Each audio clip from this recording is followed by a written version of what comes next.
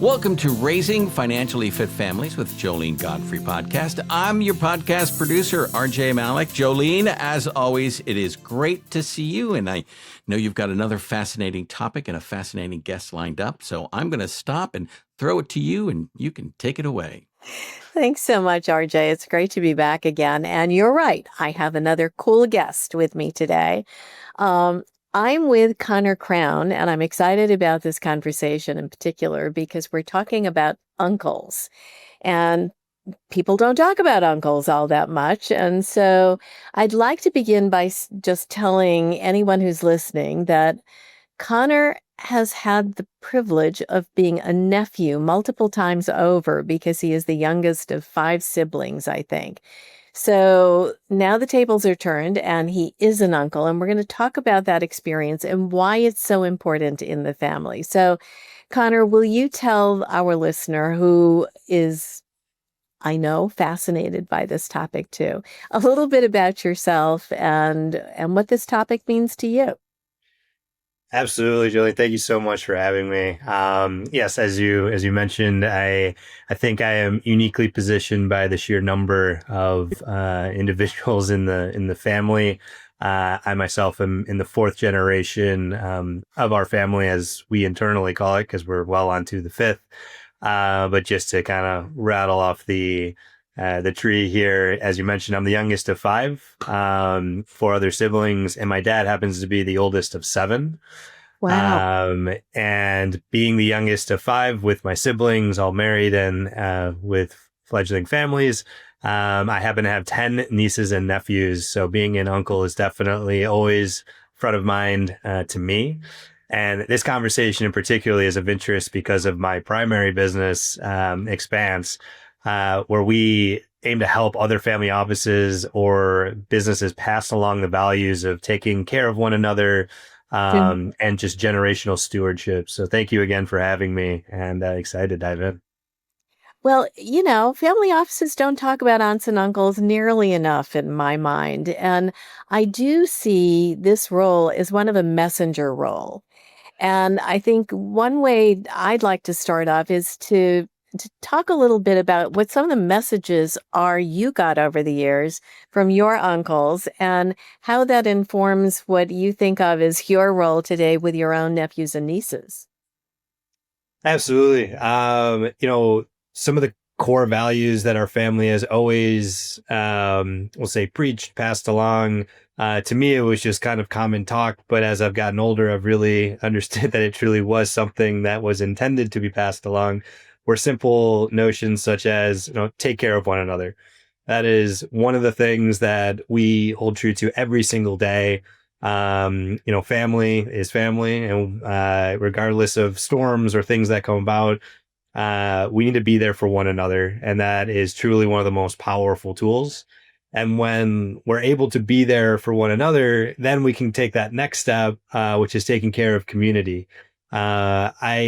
I really got to know my aunts and uncles through our foundation and through service days that we would conduct every single year. And while that was an opportunity to check in and ask me, how old am I? What grade am I in? Just because, again, there's so many of us. It was an opportunity to see firsthand how they were conducting their lives. And lo and behold, be role models for me as I was growing up.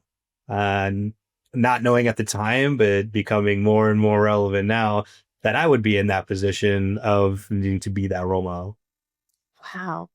How do you think how do you think that notion of community and family has informed your own life in terms of your life in a larger community? Because I know you have a big life and you're out there in the big world. How do you think the two things are connected? How did it impact you? I think everywhere we go, whether that be in an apartment building in New York, as much as some people don't necessarily want to get to know their neighbors, but they may just bump into them in the elevator or something like that. Everywhere we go, there is community. And everywhere we go, people are trying to find that connection. And at its base level, people are looking to find good people and individuals that they want to smile in the hallway or have a small conversation with.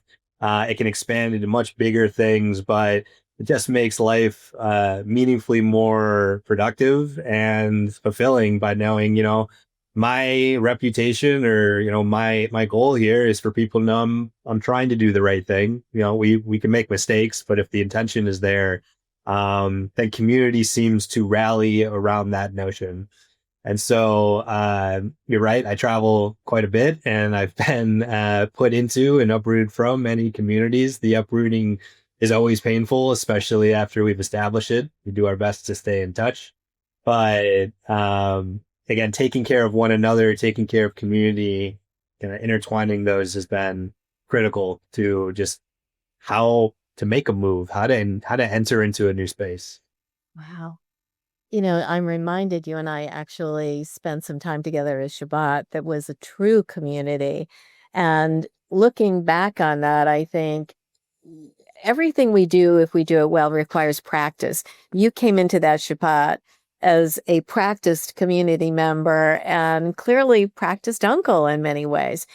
How do you see the boundaries or the difference between the dad role and the uncle role? And how do you navigate that, given how many uncles and dads are in your family? It's a great question and something that I'm still learning. The oldest of the 10 that I mentioned before, they're, fledgling teenagers. So just starting to the early stages of teenagehood. But I noticed that the uncle dad kind of split is that we can be a safe place to maybe test the boundaries of the rules that have been put in place in a safe environment, knowing that, the parents trust, at least I imagine my siblings trust me at this point, but trust us to be looking at their overall safety, character and nurturing, but also, it's that little candy here that they're not supposed to have. And for me, that's uncle points. So they love me for that. And in our case, it's popcorn, or as my nieces and nephews call it, uncle corn, because I was always the one to give them popcorn. Um, but it allows them to really test how far can I really go in in a place that's not, I don't see every single day. And that Yeah. also has a huge responsibility as well. Wow. Um, as particularly the extended family grows, I'm curious, you and I are talking about uncle as it's always been really an informal, invisible role, really. Do you see any value in turning it into a more visible, formal role? Or maybe that's the wrong way to put it. I'm struggling a little bit because I guess what I'm hoping for is a little more visibility for the role so that in a big family, there's a little more education about what you can do and what you might do and how to really tap the uncle talent in all the different family members. Can you see a time when we could maybe explore this a little more intentionally, I guess, in families? Or is that going to ruin it? I see the role of uncle kind of as an evolution. We talked about this before, where you start as an uncle, and that's kind of the wow moment. I have a niece, I have a nephew. As they become more communicative and mobile, you have the opportunity to be called, a funkle, a fun uncle if you can be or if you want to be. I try to land into that role, but as they grow up, the guardrails kind of come back in where you settle back into that formal uncle role where you really are a role model, as well as, really I think a first opportunity for a growing, we'll call it youth or young adult, to be seen as an adult. They look to family that has always looked at them as children to that next kind of level. And I think that aunts and uncles can really serve that role of really seeing you for the first time in that next, stage of life. Yeah, I don't interesting. know if that answered your question, but Well, it did. And it moved us into, I think, part of the conversation I'm getting curious about these days. And that is, family meetings, family gatherings are opportunities for family education, for families to be thoughtful about what is it we're trying to get done here. And I think in families where education and learning and sharing and being a community is normal and traditional, you kind of think it's happening organically anyway. On the other hand, as families really grow and there are more people coming on all the time, I'm seeing, or at least sensing, an opportunity to turn this into something that is a little more intentional or conscious in the family role, um, only because I think we haven't given men credit enough for what they contribute or what their assets are in the family relational organization are. I don't want to kill the joy of being in a big family by making everything educational. But I guess I am these days thinking about um, how do you recognize, maybe that's a different way, rather than formalize, how do you recognize this role so that nephews and nieces see this as a real asset in their own lives rather than wonder, well, what can I ask my uncle for? Or what do I have to avoid? I don't know. It just feels like there's more to be tapped in the role than we have traditionally done. I think education is vital, and education doesn't have to be as firm as reading from a book or a set Right. of consistencies. I think storytelling is an extremely powerful form of education that can be fun, attentive, and can pass along those values. And candidly, probably can come off better coming from an uncle than a or an aunt than a parent, Yep. especially if it's about said parent. um, and Right. invalidating maybe the version that they told. Yeah. As because I think often when you find it, when the root again is a common cause or value for us again taking care of one another, knowing that that's the intention, it allows kind of the reality of how did that play out in days where I wasn't there and I couldn't really understand, and how did that make them who they are today? Because everyone's growing up in a very very different world, Yeah. but the common themes of how should I think about conducting myself every day, those do relatively remain the same, especially when you try to keep it simple and something that you can hold on to with consistency. I think that's true. What I also like about listening to you is I'm thinking about all the different roles you personally play in your family. I mean, you're a spouse, you're a son, you're a nephew yourself, you're an uncle. Just by being, you show the multidimensionality of our lives. And I think about those tweens and teens growing up, or your nephews and nieces, trying to sort out their identity. And here they are confronted by family members who have all kinds of different identities depending on the role they're playing in any given day. There's something really extraordinary about being able to communicate that, to be the messenger to younger members of the family in terms of all the roles you play in your life. It's interesting. First of all, when you say that, yeah, it seems a little overwhelming when you put all the titles of Yeah. who in one body someone could be. But I when you say that, it makes me think uncles really, aunts and uncles, really do have the opportunity to be that kind of sounding board of who an individual really wants to be. One year I'm seeing or a couple months later I'm seeing a niece and nephew, and it's I really want to be in a play. That's amazing. I really want to play soccer. That's amazing.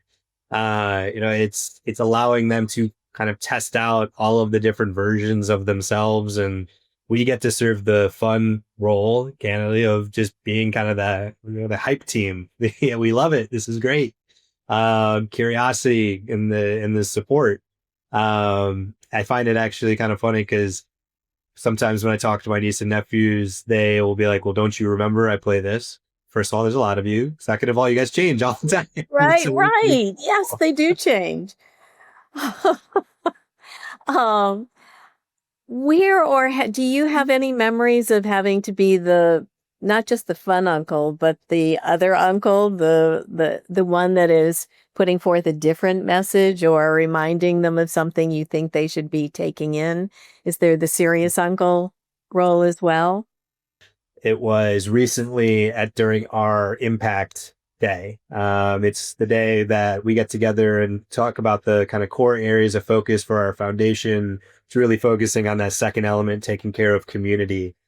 And, we had very serious topics that we were talking about, from personal life growth and, the challenges of the world. And I'd look over and my niece is there. And that was one of those daunting moments where I realized, wow, he is here in the room, taking the time, receiving information, being serious. And I am the uncle, and this isn't a time for me to joke and do these things, because these are the topics you need to, pass on to that next generation. But it also gave me that opportunity to have a serious conversation with her. Say, how do you feel about this? What do you want to get out of these types of experiences? And it's okay if you're still not really sure what we're talking about. But the fact that you were here, it was really, really meaningful. And I could tell, at least from my perspective, that she really appreciated just being seen and knowing, okay, I am here, and I am leaning into trying to contribute and be a part of this conversation. And so, I think that was a cool opportunity to kind of bridge that. We usually joke or talking about, the fun stuff of life, but this was a time to be serious, and, we could, have that connection, with one another. That is such a gift. I think about, to have an authority figure you would trust and respect in your life, who takes that moment to say, this is a serious moment. That notion of, I see you, you are being seen. That is such an incredible gift. And to pair it with the Easter Bunny story, which, tell me again, because I like that Easter Bunny story. And I don't know if it was the same niece who who had the two experiences, but that's another transformational experience. It truly was. So yeah, for the Easter Bunny story again, I ordered a Easter Bunny costume, knowing that we were all going to be there and wanted to have some sort of contribution to the day outside of hiding eggs and the candy and everything else. And the intention was truly just to have an Easter Bunny appearance. But we had two mischievous little niece and nephews, that were going through closets and drawers and trying to find where the candy was hidden prior to the actual Easter egg hunt.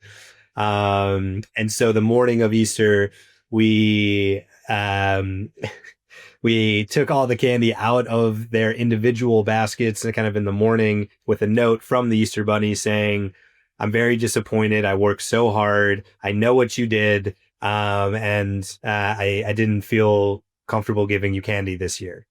A couple, minutes later, they're shocked, surprised. I won't go as far as distraught, because they do know some fun and games are coming, but they Right. obviously wanted some sort of treat. We go outside to start the hunt for the eggs, and I came out head to toe in the costume, and I was tossing an egg here, and I pretended to see them, and I took off.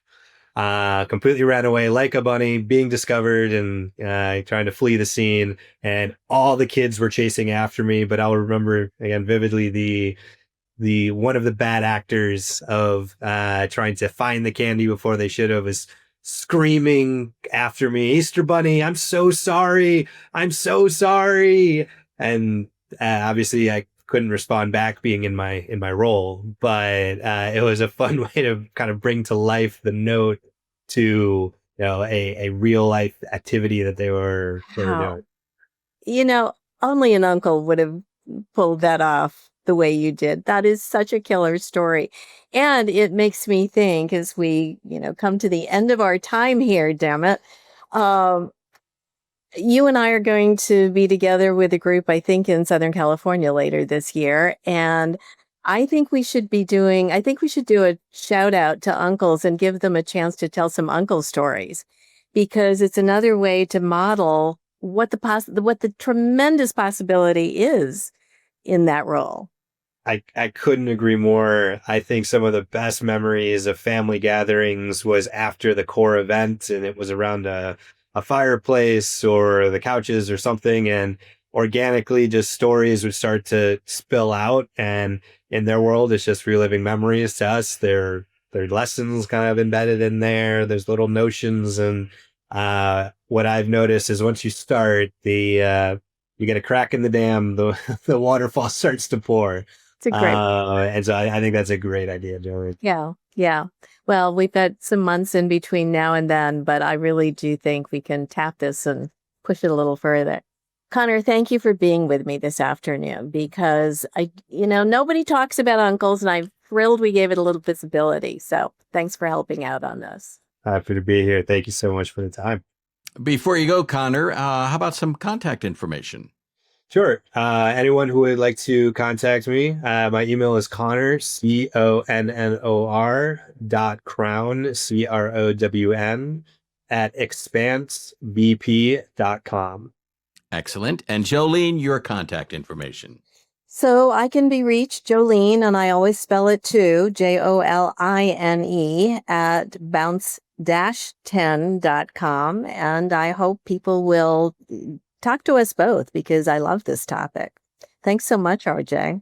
Thank you. And we're looking forward to your next podcast. And thank you for listening to today's Raising Financially Fit Families with Joline Godfrey podcast. Please like, follow, and share this podcast with friends and family. Until our next podcast, for Joline Godfrey, I'm RJ Malik. Thank you for listening to Raising Financially Fit Families with Joline Godfrey. To learn more, visit www.bounce-10.com. And don't forget to click the follow button to be notified when new episodes become available. The information covered and posted represents the views and opinions of the guest and does not necessarily represent the views or opinions of Bounce 10. The content has been made available for informational and educational purposes only. The content is not intended to be a substitute for professional therapeutic advice. Always seek the advice of your financial advisor or qualified therapeutic providers with any questions you have regarding investments or therapy.